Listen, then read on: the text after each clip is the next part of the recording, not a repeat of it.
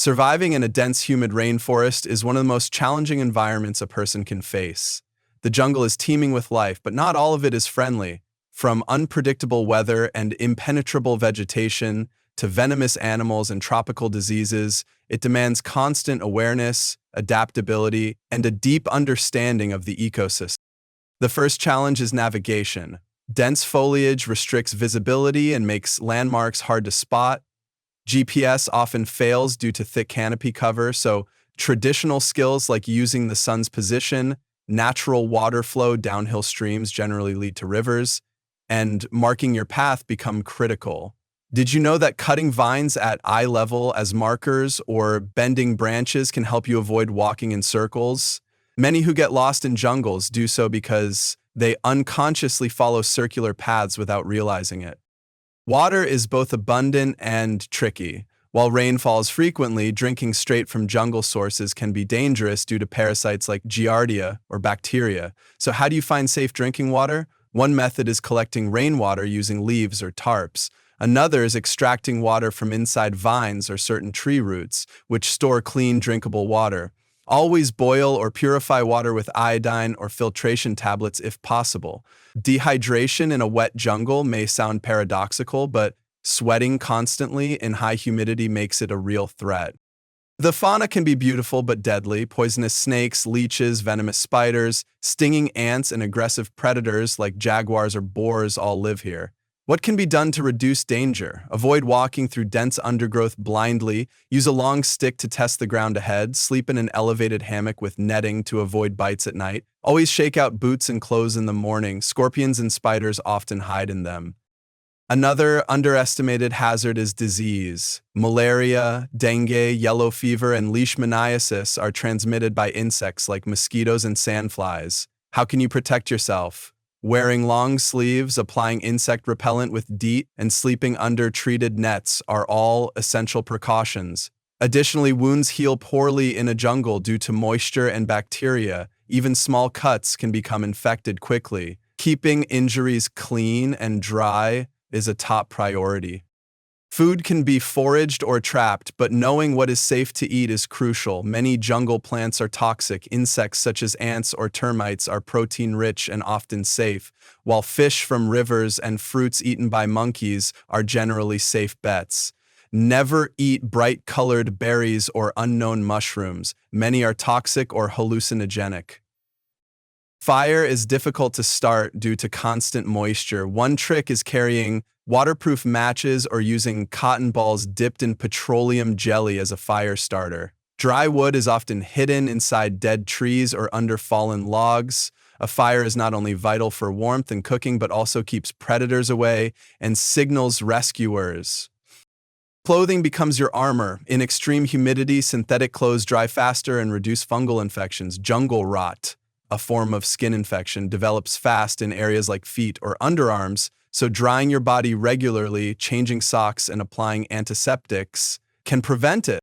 But perhaps the greatest danger is psychological. The isolation, constant noise, the jungle is never quiet, disorientation and tension of watching for danger 24/7 can break morale. How do you maintain your mental edge? Establish routines, keep a mental checklist of tasks, fire, water, shelter, and if you're not alone, communicate openly to prevent panic. The jungle can be a trap, but it can also be a provider. For thousands of years, indigenous people have survived and thrived in rainforest environments. Learning from their knowledge, how to recognize medicinal plants, how to move quietly, and how to read signs of animals can be the difference between survival and failure. So next time you imagine the jungle, do not just think of lush greenery and wild sounds. Think of strategy, resourcefulness, and respect for an ecosystem that rewards knowledge and punishes mistakes. Would you be ready to survive a week in the Amazon or Congo with nothing but a knife and a fire starter? Tropical rainforests are vertically stratified ecosystems where light, humidity, and temperature vary sharply between the forest floor, understory, and canopy. High biodiversity means both abundant resources and a wide array of hidden hazards, from toxic plants to venomous animals requiring constant sensory vigilance. Rapid nutrient cycling and decomposition creates soft, unstable ground that impedes movement and obscures trails. Understanding these baseline environmental dynamics is essential for anticipating challenges and exploiting resources safely. Recognizing that fallen leaves conceal poisonous snakes helps you move deliberately rather than stepping blindly. The rainforest is like a layered apartment building. Each floor has its own tenants, hazards, and escape routes. Dense understory vegetation restricts visibility to a few meters and forces frequent detours around thorny vines and buttress roots. Systematic route finding relies on natural landmarks, large trees, watercourses, and improvised compass methods, sun angle, moss growth patterns rather than straight lines. Continuous physical exertion through tangled vegetation demands energy management and frequent hydration breaks to prevent heat exhaustion. Mastery of simple cutting tools and low-impact path clearing minimizes noise and reduces injury risk. Following a small creek downstream provides a reliable directional cue when trail markings are absent. Pushing through jungle foliage is like threading a needle. Precision and patience are more effective than brute force. Despite high rainfall, safe drinking water is scarce because surface sources often harbor protozoa, bacteria, and parasites. Collecting rainwater via improvised tarps or leaves yields relatively clean water, but all water should be boiled, filtered through cloth, or treated with improvised charcoal/sand filters to remove pathogens. Hydration needs increase in humid heat, so regular water intake, even before thirst, prevents dehydration and heat stroke. Knowing plant species that store potable sap, e.g. certain vines, adds redundancy when liquid sources run low. Fashioning a solar still from a plastic sheet over damp ground can yield a few ounces of distilled water daily. Finding safe water in the jungle is like panning for gold. You collect broadly but must refine thoroughly before it's usable. Rainforest flora offers calories but also contains toxins. Safe foraging requires knowledge of leaf shape, sap color, and bitter taste tests performed incrementally. Insects such as crickets, termites, and palm weevil larvae provide protein and fat with minimal preparation, reducing foodborne illness risk compared to raw plants. Seasonal fruiting patterns dictate availability, so identifying multiple food sources prevents reliance on any single, potentially scarce item. Maintaining a log of successful and failed edibles accelerates learning and reduces repeated poisoning risks. Tasting a tiny bit of a vine's inner pith and waiting for hours ensures it is non-toxic before larger consumption. Foraging safely in the jungle is like decoding a password. You test characters one at a time to avoid a lockout. Poisoning. A waterproof elevated shelter protects against torrential rains, ground moisture, biting insects, and nocturnal predators. Using broadleaves or bark bound to a ridgepole creates a sloped roof that sheds water quickly, while raised floors, log frame, minimize ground-borne parasites and cold dampness. Orientation toward prevailing breezes maximizes ventilation and reduces humidity buildup, limiting fungal growth. Durable lashings made from vine fibers or bark strips ensure structural integrity under repeated weather stress. Building an A-frame lean-to beneath large buttress roots uses natural overhead protection and stable anchor points. A jungle shelter functions like an umbrella with a built-in tent floor, keeping you dry above and insulated from the wet ground below. Many rainforest animals rely on camouflage and ambush, so noise discipline, visual scanning of ground and canopy, and avoidance of still water edges reduce surprise encounters. Carrying a sturdy stick provides both a probe for hidden threats, snakes, scorpions, and a defensive tool against mid-sized predators. Immediate wound cleansing with clean water and application of pressure slows venom absorption. Immobilization and evacuation are paramount after envenomation. Regular skin inspection and protective clothing drastically lower insect bite incidence and vector-borne disease risk.